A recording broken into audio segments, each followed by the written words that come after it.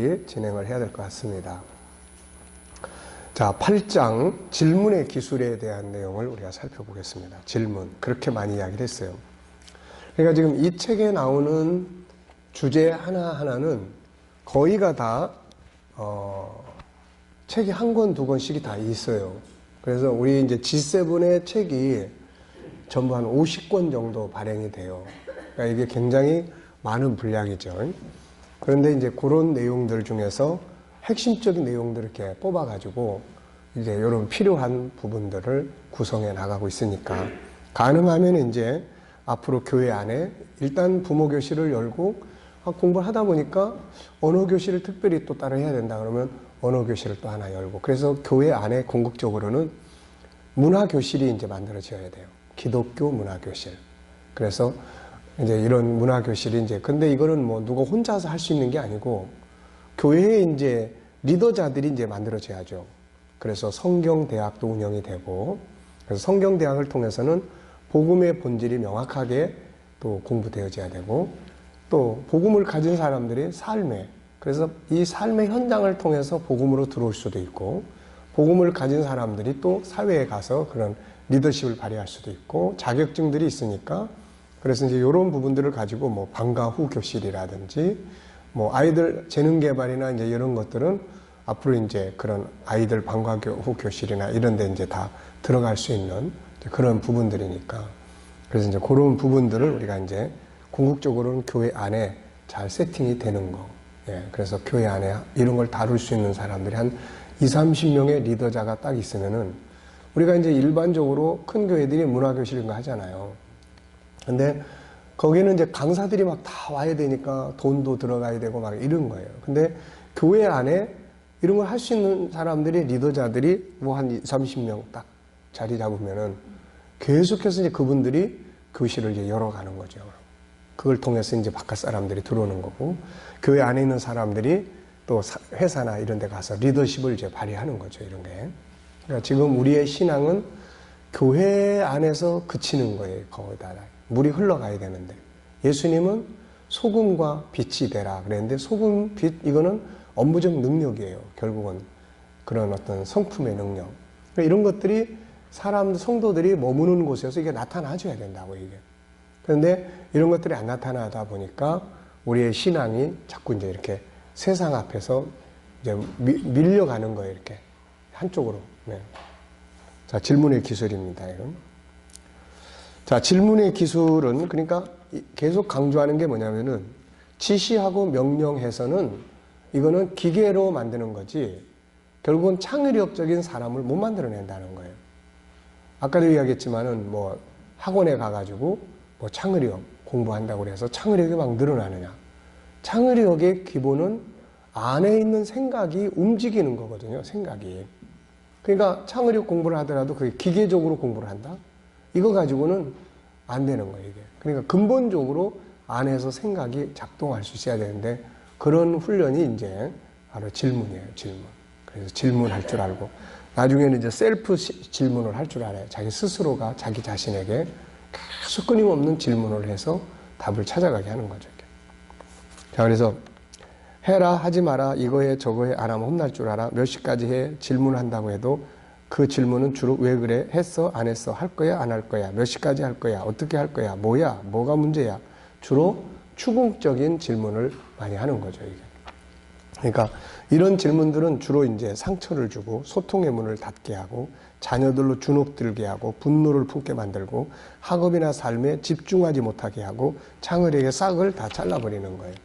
좋은 부모가 되기 위해서는 좋은 질문의 기술자가 돼야 한다. 그렇지 않으면 항상 싸우고 서로 상처받고 고통받는 관계가 되고 만다.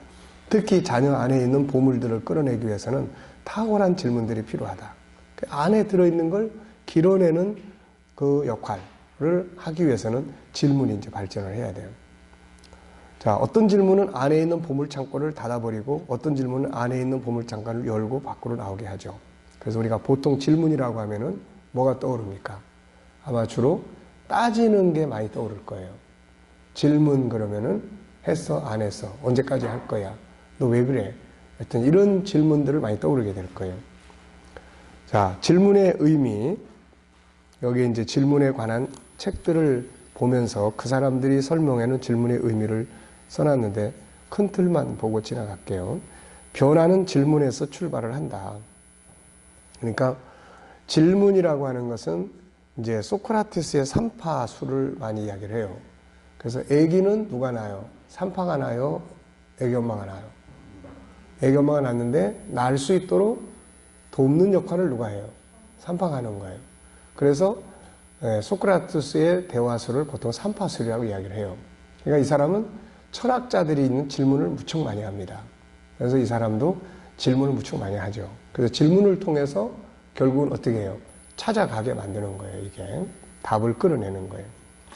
자, 그래서 질문은 소통이다. 또 뭐 질문은 본능이다. 그래서 아이들은 말이 느는 30개월을 즈음하여 지적 수준이 높아지게 127페이지 중간쯤입니다. 질문하는 횟수 역시 자연스럽게 늘어나요.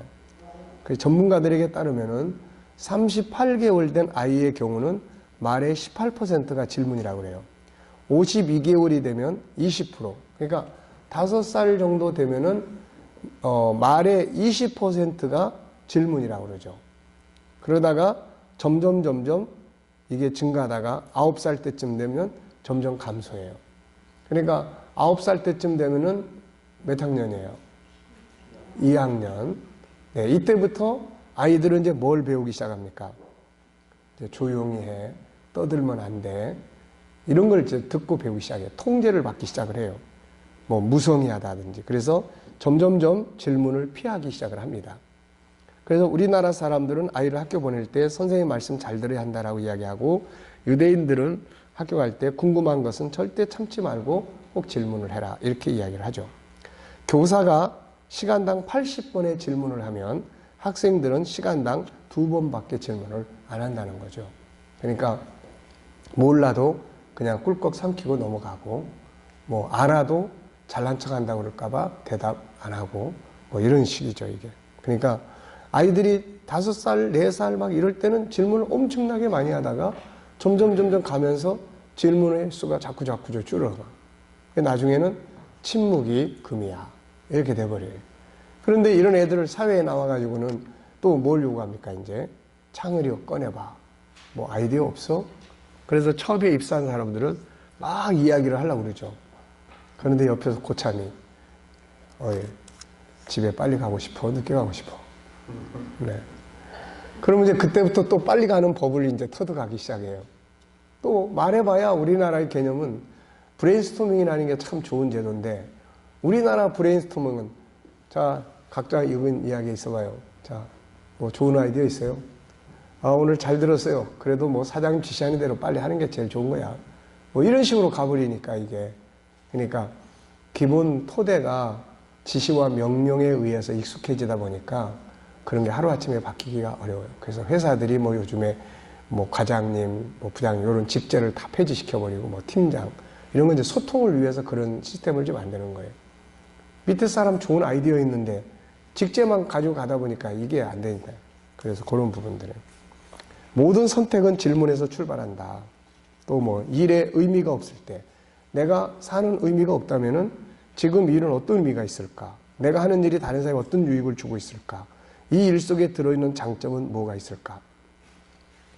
예를 들면은 제가 이제 지난 주일날 어느 분한테 문자가 왔어요.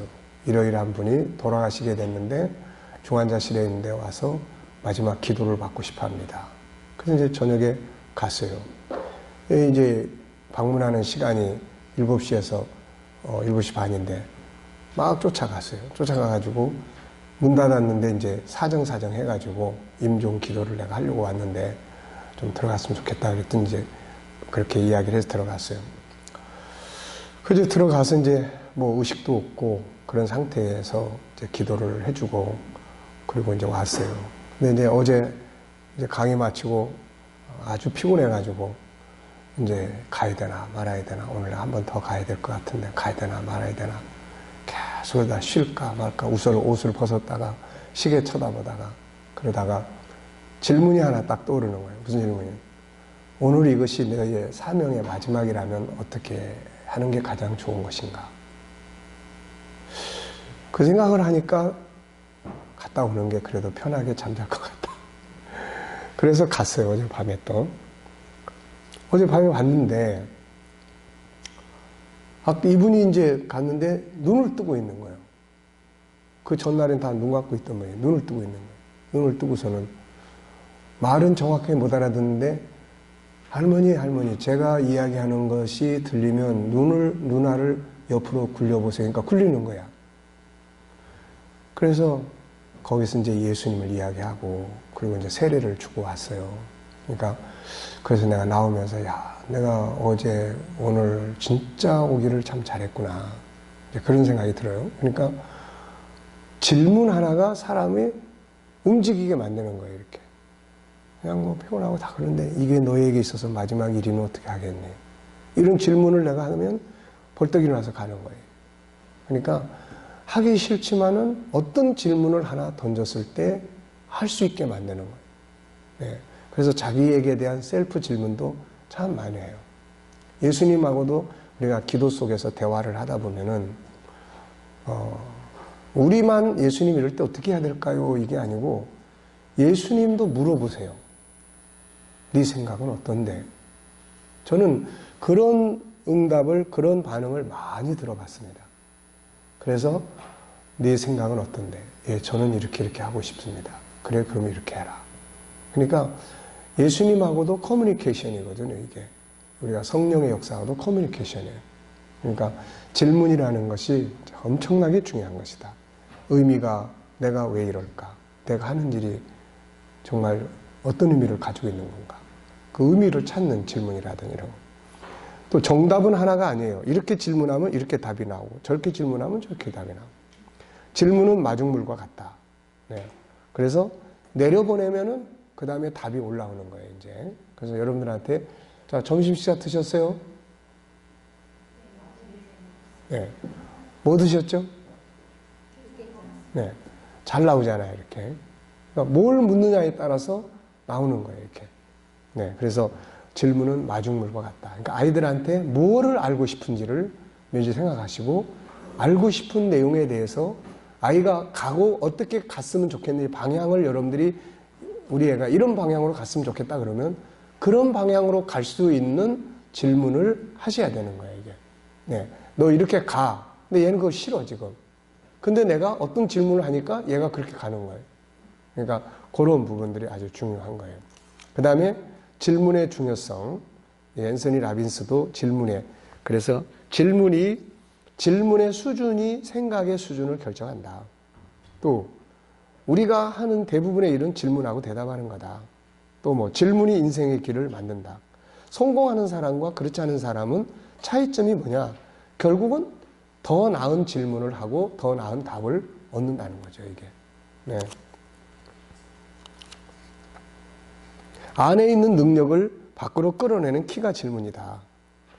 뭐 자동차 산업이 초기 단계에 있을 때는 차 한 대를 수백 명의 기술자들이 조립을 했어요. 그러면서 헨리 포드가 계속해서 어떻게 하면은 이거를 좀 대량 생산할 수 있을까? 그런 질문을 계속 하다 보니까 기계 시스템을 만들게 된 거죠. 자, 세 번째, 질문의 힘.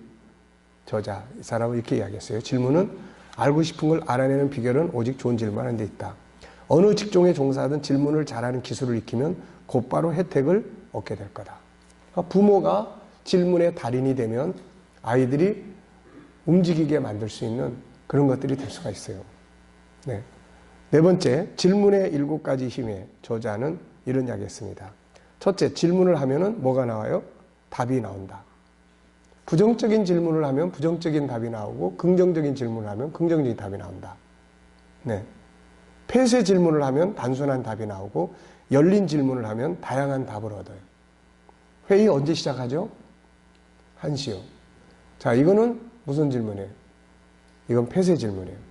병원까지 차를 태워다 줄 수 있습니까? 예, 있습니다. 아니요, 없습니다. 폐쇄 질문이에요, 다 이거. 할 거야, 안 할 거야? 할 거야, 안 할 거야? 다 이렇게 단답형으로 끝나버리는 거예요. 그런데 이 파티를 어떻게 생각하십니까? 어떤 의미가 있다고 볼 수 있죠? 그러면 다양한 그 사람의 아이디어들이 나올 수가 있어요. 네, 그래서 뭐 질문은 또 생각을 자극한다. 창의력. 우리 플로라이드 바로 찍어서 바로 나오게 하는 거. 이게 1943년에 한 아이의 질문 때문에 만들어진 거예요. 사진사의 딸이 사진 찍었는데 빨리 보고 싶은데 안 나오니까 물어봤어요. 아빠, 왜 사진을 금방 볼 수 없죠? 이 질문 하나에 의해서 아빠가 폴라로이드 사진기를 개발을 하게 되죠. 뭐 우리가 지금 책갈피에 써서 붙이는 거 이것도 붙였다가 자꾸 표시해 주는 종이 없어지니까 야 이거 붙여놨다가 또 다른 데 띄어서 쓰고 이런 게 없을까? 그러다가 그런 게 만들어진 거예요. 네, 그래서 그 다음에 질문은 사람을 만든다. 자, 어떤 사람은 왜 하필 나야? 그렇지만 어떤 사람은 이 경험을 어떻게 이용할 수 있을까? 그러니까 어떤 사람은 왜 맨날 나한테 이런 일 시키는 거야? 이러는데 야, 기회가 주어져서 진짜 좋다. 이걸 통해서 내가 뭘 배우면 좋을까? 네.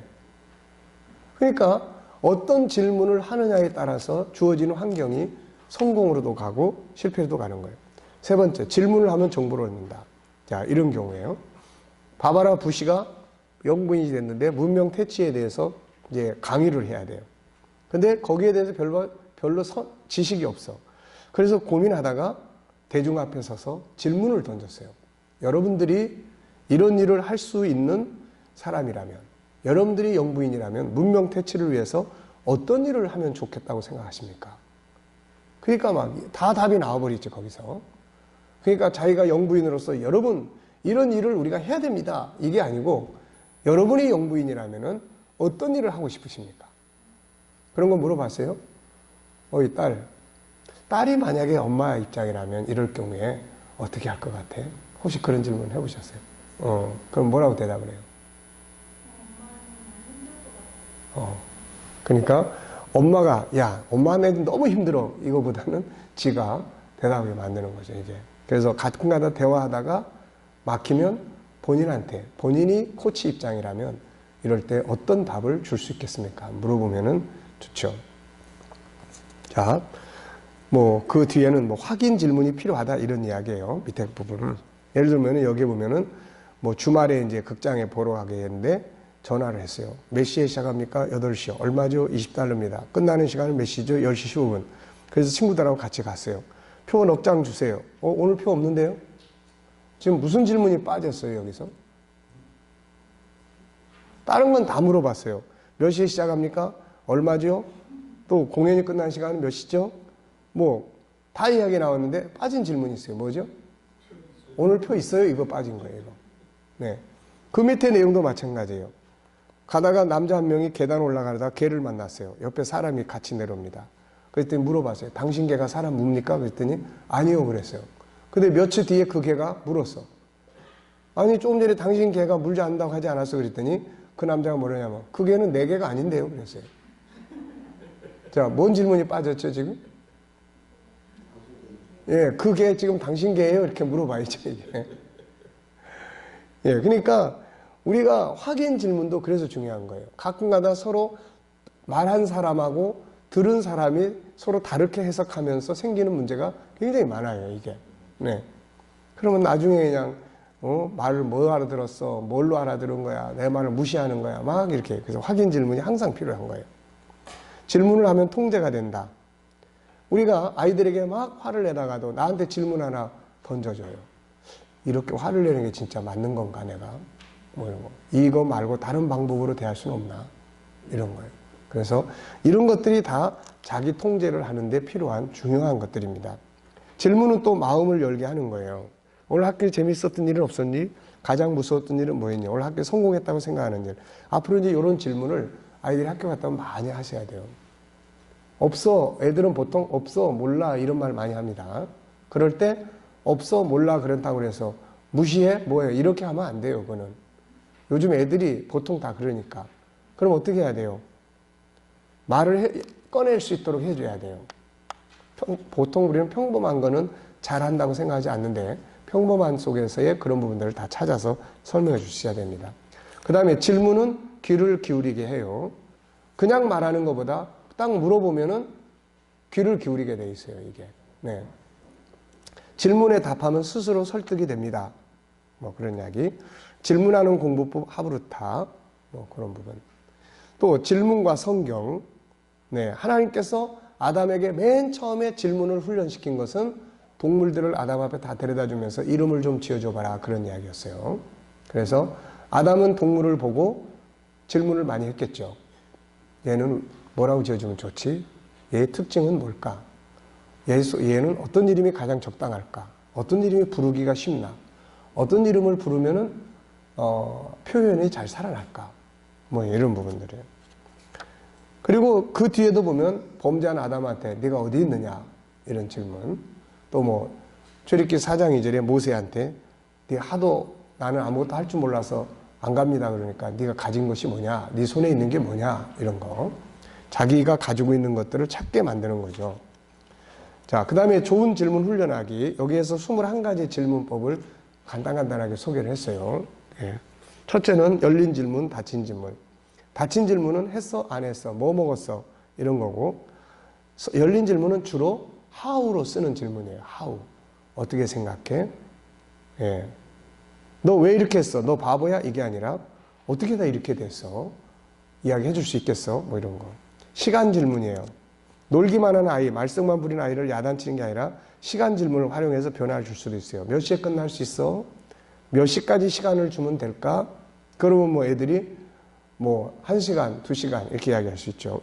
너 몇 시까지 끝내야 돼? 이거보다는 몇 시까지 시간을 주면 될까? 이게 훨씬 더 아이들이 선택함으로써 자기 주도적인 삶을 키워갈 수 있는 거예요. 네. 뭐 1년 뒤에 혹은 5년 뒤에 이렇게 가다가 1년 뒤쯤 되면 어떻게 될 것 같아? 또 뭐 지금은 꿈도 없고 목표도 없는데 이걸 다시 살려주고 싶은데 그러면 3학년 때, 2학년 때는 어떤 꿈이 있었어? 뭐 이런 걸 다시 회상하게 만드는 거예요. 시간이나 그러니까 과거로 갔다가 미래로 갔다가 할 수 있는 질문이에요.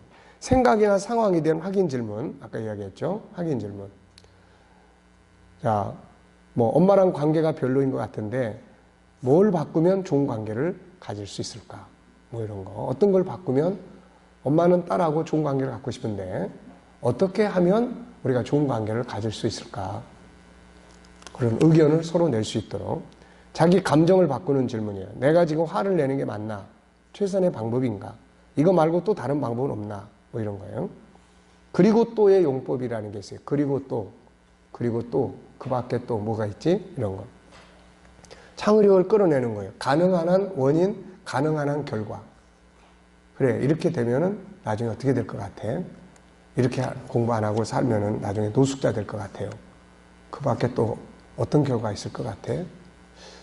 불행할 것 같아요. 그래? 그러면 그 밖에 또 뭐가 있다고 생각해? 그래서 그 밖에 또, 그리고 또 이런 질문들은 많은 아이디어들을 머릿속에서 끌어내게 하는 중요한 방법들이에요. 그래서 아이들한테는 이런 질문이 많이 필요합니다. 대답을 딱 했어요.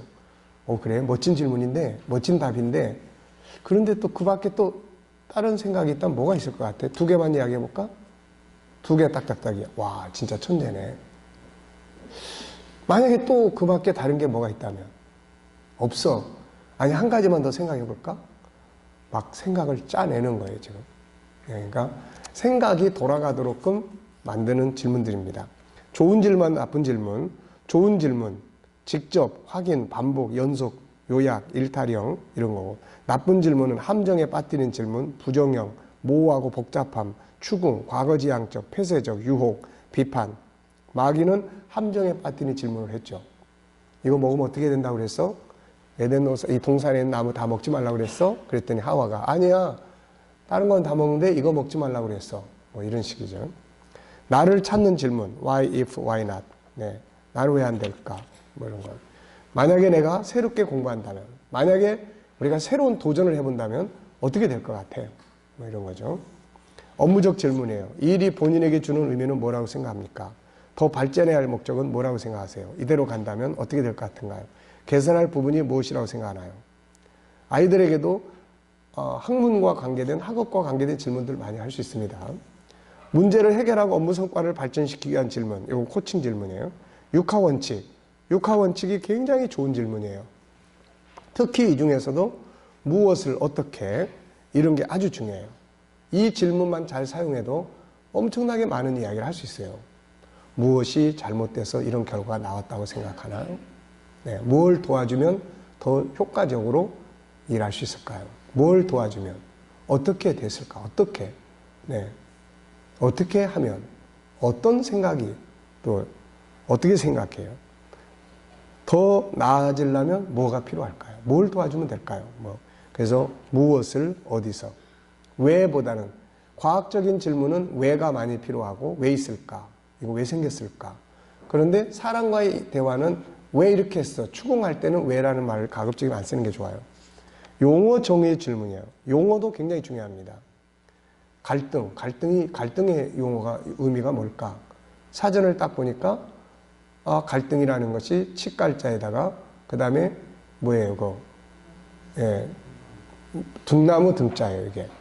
그래서 이게 서로 얽히고 꼬이는 거야. 그러면 이거 풀 수 있겠네, 이거. 그래서 갈등은 푸는 거예요.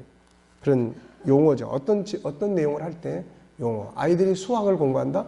수학의 정의가 뭔지 혹시 알아? 수학의 의미가 뭐지? 국어라는 게 뭘까? 무슨 용어에 대한 질문, 가정 질문. 만약에 뭐뭐뭐 한다면. 네. 음양의 태극 질문. 이거는 좋은 것과 안 좋은 걸 섞어 질문하는 거예요. 자, 좋은 결과를 얻기 위해서 고쳐야 될 부분은 뭐가 있죠? 여기서 이제 그거는 좋은 결과고 음은 고쳐야 할 부분이에요. 그러니까 이걸 하기 위해서는 이걸 버려야 돼. 한쪽은 이렇고 이런 질문을 또 만들 수 있어요. 기적 질문. 자고 나니까 10억이 생긴다면 어떻게 될까요? 하나님이 기적을 일으켜준다면. 그 다음에 정체성 질문. 나는 누굴까? 왜 왔을까? 어디로 가는 건가? 내가 추구해야 할 올바른 가치는 뭔가? 이것이 옳은가? 주로 이제 SQ에 대한 이제 질문이에요. 5가지 성품을 위한 질문이 있습니다. 존귀하게 여겨주기 위한 질문. 이런 거. 변화와 발전을 위한 질문. 변화가 왜 필요한가? 변화되지 않고 그대로 간다면. 변화하기 위해 뭐가 필요한가? 어디서 어디로 변화가 필요한가? 변화하기 위한 방법은 뭔가? 변화와 발전을 위해서 브레인스토밍의 질문들. 9가지의 질문의 내용이 있죠. 지금 이대로 다른 곳에 사용한다면, 비슷한 것을 흉내를 내본다면, 의미나 색, 움직임이나 냄새 모양을 바꾸면 어떤 차이점이 있을까? 이걸 좀 길게 하거나 크게 하거나 좀 짧게 하거나 그럼 어떤 변화가 만들어질까? 또 대체를 시켜보면 이거 말고 다른 것으로 대체시키면 어떤 결과가 올까? 이 양념을 빼고 다른 양념을 넣어본다면 음식의 달인들이나 이런 사람들은 전부 이런 걸 자기들이 이게 브레인스토밍이구나 이런 걸 몰랐어도 이런 걸 활용한 사람들이에요, 이게. 그래서 뭐 뺐다 넣었다가 이런 거. 대용, 치환, 역전, 결합, 치유를 위한 질문, 또 재능 개발을 위한 질문, 또 뭐 선택 질문, 언제까지, 몇 시까지 가능해? 9시야? 10시야? 국어를 먼저 하기 원하니? 수학을 하기 원하니? 뭐 이런 거. 손바닥 맞을래? 스마트폰 일주일간 중지할래? 선택. 만약에 둘 다 싫어요. 그러면은 어떻게 해야지? 가끔가다 그런 황당한 대답이 나올 수 있어요. 종아리 맞을래? 손바닥 맞을래? 둘 다 싫어요. 그럼 어떻게 해요? 머리 맞을래? 자, 처음 만나서 소통을 위한 질문. 처음 사람을 만났는데 뭐 앞에다가 차잔만 하나 놓고 뭐라고 이야기하기도 애매모호하고 뭐 그렇다고 뭐 날씨 참 좋지요 뭐 이런 말만 하기도 그렇고. 그래서 저에 대해서 좀 소개해도 괜찮을까요? 이런 질문. 기도해 드리고 싶은데 중요한 거 3가지만 말씀해 보시겠어요? 제가 어느 분을 앞에 놓고 이야기를 나누려고 누가 좀 그분을 좀 어떻게 해달라고 그래서 이제 만났어요. 근데 아주 점잖게 앉아서 밥상만 마주보고 있으니까 이게 참 뭔 말을 해야 될지 몰라서 생각해낸 게 제가 목사인데요. 기도해 드리고 싶은데 3가지만 한번 말씀해 보시겠어요? 했더니 이야기를 하면서 엄청나게 이야기를 많이 하시더라고요. 네. 그러니까 뭐 또 선생님에 대해서 궁금한 것이 많은데 뭐 좀 질문 드려도 괜찮을까요? 뭐 이런 거. 자, 결론입니다. 질문은 뭐예요? 훈련이에요. 질문도 그냥 막 되는 게 아니에요. 질문도 어떤 사람의 질문을 들어보면 굉장히 수준이 높아 이게. 네, 그러니까 질문도 연구예요. 네. 어느 위기에 처한 부부가 남편이 고민하다가 하나의 질문을 꺼냈어요. 그게 뭐냐면 내가 당신을 도와주면 무엇을 도와주면 당신의 오늘 하루가 더 즐거울 수 있을까요? 네. 처음에는 시큰둥했던 아내가 계속 남편이 이런 질문을 하고 아내가 이야기하면 그걸 다 들어줬어요. 그랬더니 어느 날 아내가 이제 이 질문을 하는 거예요. 그러면 내가 어떻게 도와주면 당신은 더 오늘 하루가 더 행복할 수 있어요? 이런 질문이 나오기 시작하는 거예요. 그래서 결국 위기를 극복했다, 그런 이야기입니다. 자, 한번 연습 삼아서 한번 해보세요. 집에 가셔서 남편한테 여보, 숙제인데 내가 이 말 한번 꼭 해야 되는데 오늘 내가 뭘 도와주면 당신이 오늘 더 행복할 것 같아? 한번 해보세요. 오늘 숙제입니다. 오늘 숙제 아까 하나 내줬었죠. 뭐에 내줬죠? 언어에 대한 피드백 받는 거. 네. 두 번째 이거예요. 자, 알겠죠? 김미진 집사님이랑 성함마랑 남편한테 오늘 이 질문을 집에 가서 딱 해보는 거예요. 여보, 어떻게, 뭘 도와주면 당신이 오늘 하루가 더 즐거울 수 있어요? 한번 물어보고, 갑자기 왜 그래? 네, 뭐 이렇게 반응이 나오든지, 아니면 어떤 반응이 나오는지 한번 체크를 해보시기 바랍니다. 자, 이제 넘어가겠습니다. 훈계의 기술에 관한 이야기예요. 훈계의 기술. 자, 훈계의 기술로 참 잘해야 됩니다. 훈계라는 건 참 필요한 거예요. 그래서 잠언에 보면은 4장 13절에 보면은 훈계를 굳게 잡아서 놓치지 말고 지키라. 생명이 여기서 난다. 그래서 훈계가 참 중요하다는 것을 이야기를 해주고 있습니다. 자, 그런데 훈계를 잘못하면은 그것 때문에 이제 서로 상처받고 싸우고 분쟁하게 돼요. 그래서 훈계의 방법들을 여기서 쭉 소개를 하고 있어요. 첫째, 모범적인 삶을 살아야 된다. 근데 훈계하는 사람이 자기는 그냥 아무렇게나 살면서 훈계만 하면은 기분 나쁘죠. 146페이지 담배 피는 아들을 지혜롭게 훈계하는 아버지. 초등학교 6학년짜리가 담배 피다가 선생님한테 들켰고 아빠한테 이야기를 해서 얘가 이제 오늘 나 죽었다 그러고 들어오는데 아빠가 아들 앞에 무릎을 딱 꿇고 아빠 미안해 아들 이제부터 아빠도 담배 끊을 테니까 아들도 담배를 끊지 않겠니? 라고 이야기를 했어요. 자, 아들은 엄청난 변화가 오겠죠. 이런 상황에서. 그러니까 훈계하는 사람은 일단 자기가 모델적으로 잘 살아야 돼. 뭐 깐디의 이야기 아까 했었죠. 자, 문제는 세밀하게 지적하되 인격은 모독하지 마라.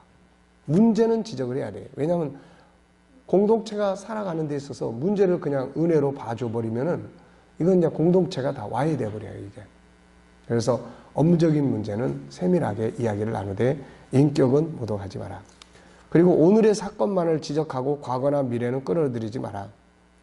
오늘의 사건만을 다뤄야지 몇 년 전에 있던 거. 네. 전에도 그러더니 그때부터 알아봤어야 되는데 너 그래가지고 어떻게 살래? 장래가 뻔하다 뻔해. 부부싸움 할 때도 우리 아내들은 기억력이 굉장히 좋아요. 그래가지고 굉장히 오래된 이야기도 다시 꺼내서 씁니다. 네. 옛날에 내가 이럴 때 상처받았는데 그때 뭐 그러더니 또 그런다고. 그러면은 오늘의 사건만 딱 이야기할 때는 내가 잘못했어. 물을 엎질렀으니까 아우 잘못했어요. 그런데 전에도 그러더니 또 그러네. 이러면 이제 화가 나는 거예요. 이제 이게. 그래서 이제 이런 거 오늘의 사건만을 지적을 하라. 당사자의 문제만 지적을 해야지 부모, 형제, 친구들 몽땅 끌고 와. 넌 도대체 가정교육을 어떻게 받았길래 널 보니까 네 부모가 뻔하다. 그 막 열받는 거죠, 이거. 그 다음에 진정한 발전을 위해서 훈계를 해야지 분노의 감정을 폭발시키는 게 되면 안 된다. 자, 그 다음에 6번째. 먼저 잘한 점들에 대해서 칭찬하고 고마움을 전하고 문제점을 지적해야 된다. 예, 잘하는 점도 인정해주고 해야 돼요. 바울 사도가 그의 편지들을 쓰면서 이런 부분을 굉장히 많이 잘했어요. 그래서 편지 앞에 보면은 항상 그 교회의 장점을 먼저 이야기를 해요. 그 다음에 안 좋은 점들을 이제 지적을 해나갑니다. 자, 여기에 바벤바 부족에 대한 끌림의 법칙 할 때 우리 이 감사 이야기 했었죠.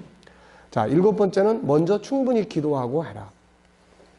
순간적인 감정 폭발, 순간적인 훈계는 상처를 주기가 쉽습니다. 그래서 어떻게 이야기를 하는 것이 바람직한지 그래서 충분히 기도하고 해라.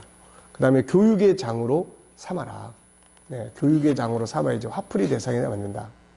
여기 웨슬레의 어머니 이야기를 했습니다. 그래서 그 어머니가 자녀들이 많은데 자녀들 교육할 때 아주 지혜롭게 교육을 잘한 어머니예요.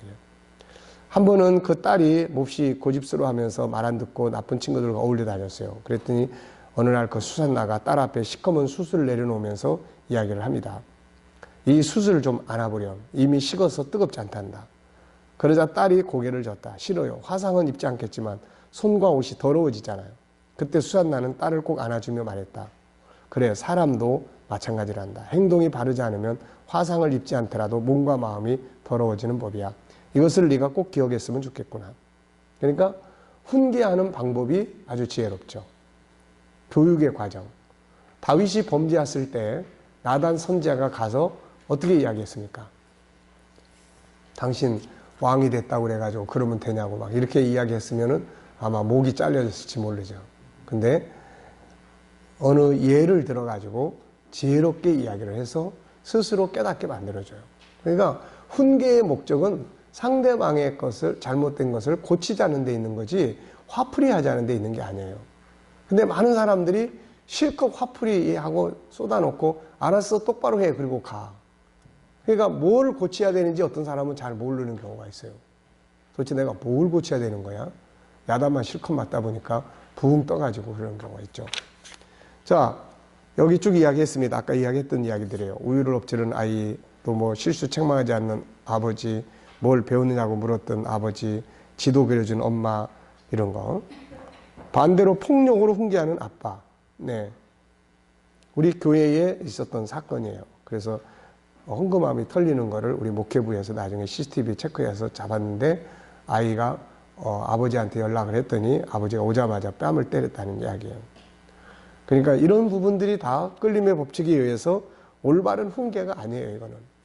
아까 이야기했던 그 아이도 문방구 집에서 뭘 훔쳐왔는데 그냥 사람들 앞에서 오자마자 뺨때기부터 때려가지고 그런 상황들이에요. 이런 것들이 전부 상처로 남습니다. 이런 거는 올바른 훈계가 아니에요.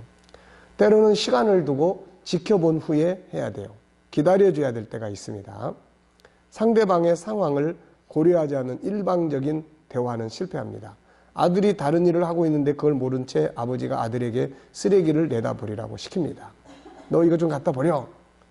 아들은 하던 일을 계속하느라고 아버지의 말을 듣지 않습니다. 기다리고 아들의 상황을 보고 이야기를 들어보는 대신 아버지는 아들의 행동을 반항으로 해석해요. 저게 반항하네? 이는 아버지의 마음속에 의심의 싹을 틔웁니다. 반면에 아들은 아버지가 무신경하며 늘 명령만 한다고 해석하고 이는 아들의 마음에 질투심을 일으키고 아들은 아버지를 무시하게 되고 아버지는 아들이 쓰레기 갖다 버리게 하기 위해서 소리를 지릅니다. 결과적으로 아버지는 아들이 자신을 존중하지 않아 화가 납니다. 존중하지 않는다는 것은 곧 아들에게 아버지가 존재 가치를 잃어간다는 이야기예요. 아들은 아버지가 자신을 무능하고 가치 없는 존재를 보며 화가 낸다는 생각이 듭니다. 그러나 만약에 이런 식으로 한다면 기다리고 상황을 보고 귀를 기울이는 테크닉이 필요해요. 아버지는 아들이 다른 일을 하고 있는 걸 봅니다. 쓰레기를 내다 버리는 건 중요한 일이지만 다급한 일은 아니에요. 그래서 아들에게 물어요. 10분쯤 뒤에 쓰레기 버려줄 수 있겠니? 10분 뒤에 다시 말해줘야 하면 그렇게 해줄게. 뭔가 시간을 주는 거죠. 시간을 지켜보고 상대방의 입장을 고려해서 훈계를 하는 거예요. 그럼요, 10분 뒤에는 괜찮아요. 제가 갖다 버릴게요. 이런 거예요. 사정을 충분히 들어본 후에 훈계를 해야 된다. 아까 이야기했습니다. 갑자기 벌어진 일 때문에 나가서 야단쳤는데 나중에 벌어진 일의 사연을 보니까 이게 그럴 수밖에 없는 사연이 있었어요. 그래서 아버지가 나중에 미안하다고 했지만 아들은 이미 마음을 크게 상한 뒤의 이야기예요. 만약에 먼저 아빠가 아이에게 먼저 무슨 일인지를 묻고 그의 말을 들었다면 어떻게 되었을까? 전혀 상황이 달라졌을 것이다. 11번째, 훈계 후에 그의 아픔에 동참하고 문제를 해결하기 위해 함께 노력해야 돼요. 그러니까 그 문제를 고치기 위해서 내가 훈계를 했으면은 그것을 이제 고치기 위해서 같이 이제 해줘야 됩니다. 같이. 그런데 훈계로만 끝나는 거는 안 돼요, 이게. 그래서 그 문제가 되는 부분을 같이 토론하고 해서 그거를 같이 해결해 나가도록 도와주는 것이 진정한 훈계다. 부드러운 말이나 지혜로운 방법을 해라. 같은 훈계라도 지혜로운 말이나 방법을 사용하면 훨씬 훈계에 감동적으로 전달이 되죠. 황희정승에게 방탕한 아들이 있었다고 합니다. 그는 아들에게 여러 차례 조용한 목소리 훈계를 했는데도 아들은 주색에 빠져 학문을 소리했고, 어느 날 밤 황희정승은 아들이 술에 취하여 집에 돌아오는 것을 보고 친히 문 밖으로 나가 아들에게 공손히 인사를 하고 맞아들였다. 그러자 아들이 매우 놀라면서 이렇게 말했다. 아버님, 어이된 일이옵니까? 의관 속대를 하시고 저를 맞으시다니요. 이때 황희정승은 정중히 대답했다. 네가 아비 말을 듣지 않으니 어찌 내 집 사람일 수 있겠느냐. 한 집 사람이 아닌 나그네가 집을 찾음에 이를 맡는 주인이 인사를 정중히 차리지 않으면 어찌 예의라 이르겠느냐. 그러니까 막 야단치는 것보다는 이런 식으로, 이런 게 아주 그런 효과적인 부분이 있을 수 있어요. 전에 우리 이제 스승 목사님도 그런 경우가 더러 있었어요. 평안할 때는 전화하시면은 김 목사 어떻게 요즘 잘 지내? 그러다가 뭔가 좀 마음에 안 드는 부분이 있으면 김 목사님 요즘 안녕하십니까? 이런 식으로 나와요. 그럼 벌써 그렇게 전화가 벌써 정중해졌다 그러면은 이거는 이제 나한테 벌써 뭐 좀 마음에 안 드는 부분이 생기는 거죠, 이게. 그러니까 그런 걸 들으면서 자기를 돌아보는 것이 더 강해요. 오히려 김 목사 요즘 이러이러한데 왜 이래? 이러면은 무척 마음이 상해질 수가 있었을 거예요, 이런 것들이. 자, 어느 시골 천주교회에서 주일 미사를 돕고 있던 소년이 실수를 하여 성찬에 사용할 포도주잔을 떨어뜨렸다. 이를 본 신부는 너무 화가 나서 소년의 뺨을 때리면서 소리쳤다.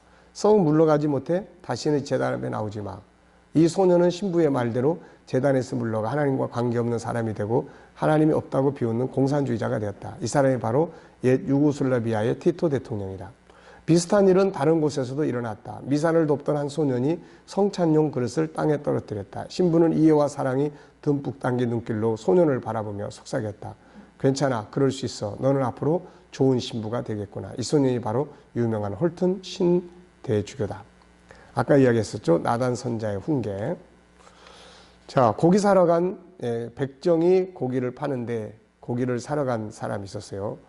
옛날에 돌쇠라는 이름을 가진 백정이 있었다. 하루는 돌쇠에게 양반 두 사람이 고기를 사러 왔다. 먼저 온 양반이 말했다. 야, 이놈 돌쇠야, 고기 한 것만 다오. 다음번으로 온 양반이 말했다. 이보게 돌쇠네, 나도 고기 한 것만 주게. 두 양반은 똑같이 고기를 한 것씩 샀는데 비교해보니 고기의 양이 눈에 띄게 차이가 났다. 이에 먼저 온 양반이 버럭 화를 낸다. 이놈 돌쇠야, 같은 한 것인데 어찌 양이 이렇게 다르냐. 그러자 돌쇠가 빙그레 웃으며 말한다. 손님 것은 돌쇠놈이 자른 것이고요. 이 어른의 것은 돌쇠네가 자른 것이라 그렇습니다. 우리나라도 가끔 가다 보면 그런 게 있어요. 뭐 커피숍이나 이런 데서 존댓말을 쓰면은 어떻게 해주고 뭐 이런 이야기들을 이제 그렇게 붙어 있는 거 전에 한번 본 일이 있는데, 어쨌든 우리가 이렇게 훈계를 하거나 어떤 표현을 할 때 어떤 말을 사용하느냐는 것은 중요한 거죠. 자, 지혜로운 훈계 6가지가 있습니다. 아까 이야기했었죠. 잘못을 했을 때는 반드시 통제가 있다는 것을 서로 이야기를 공감을 해야 되고, 여전히 통제하지만 사랑하고 있다는 사랑의 신뢰 확신에 관계에 확신 심어줄 것, 잘못하고 있는 일의 배경에 숨어있는 본능적 욕구를 이해하고 죄책감을 덜어줄 수 있는 훈계, 1 정도면 되는데 10까지 가면 안 된다는 거, 자신의 선택의 결정의 기회로 삼을 것, 아이의 수준과 공동체의 조화를 살펴보고 도와줄 것, 이런 거예요. 자, 잘못된 훈계, 비아냥 그리는 말, 분노를 담아서 폭발시키는 말, 모욕적인 말, 바보로 만드는 말, 기계로 만드는 말, 무시하는 말, 희망을 꺾어버리는 말, 정신적 감옥에 가두는 말, 폭력 행사, 불필요한 잔소리의 말.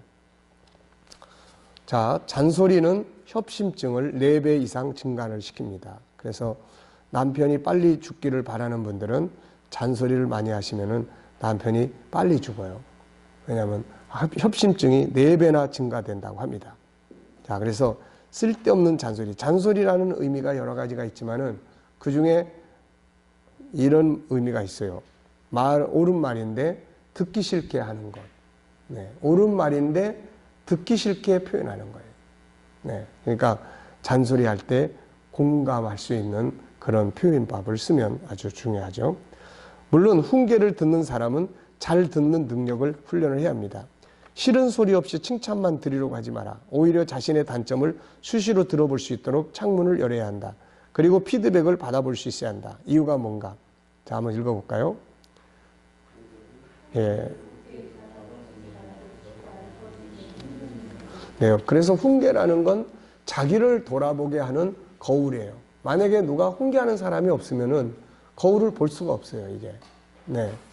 그래서 그런 이제 우리가 거울 역할을 하는 건데, 문제는 기분 나쁘게 하지 않도록 하는 것이 중요하다는 거예요. 자, 누가복음 6장 26절 시작. 모든 사람이 너희를 칭찬하면 화가 있도다. 그들의 조상들이 거짓 선자들에게 이와 같이 하였느니라. 무조건 칭찬만 받고 잘했다는 말만 들으면은 바뀔 수가 없어요, 이게. 그래서 우리가 그런 부분들을 해서 쓴소리를 때로는 들을 수 있어야 된다. 그래서 훈계를 잘 받을 수 있는 능력을 길러야 됩니다. 훈계를 들었을 때 그 훈계를 내가 잘 사용할 수 있는 능력, 이런 것들이 단수가 높은 사람이에요. 그냥 기분 나쁘게만 들어가지고는 아무 도움이 안 돼요. 근데 그 훈계를 자기가 활용할 수 있도록 자기를 돌아보는 거울로 보면 발전을 할 수가 있는 동기가 되는 거죠. 네. 자, 그동안 훈계를 할 때 여러분들의 훈계 방식은 어떤 방식들을 주로 사용을 했는지 한번 살펴보시고 훈계를 잘하는 달인들이 되보시기 바랍니다. 아시겠죠? 자, 10분간 휴식을 하고 다음 시간 넘어가겠습니다.